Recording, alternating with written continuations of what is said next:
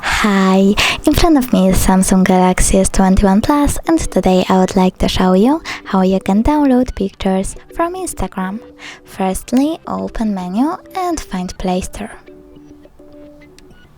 Then type repos for Instagram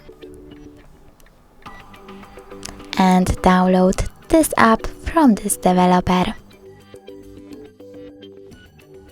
Now open it and go into your Instagram. Pick a photo that you want to download, for example that one, and click at the three dots at the top right corner. Select Share To and select Repost App. Then go back to it. Pick one of the options and tap on the photo that you want to download. After that, click on the square icon to remove the label and tap the middle button. Now when I go into my gallery, I can see that my picture was successfully downloaded.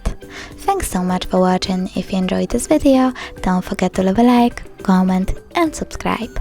Bye!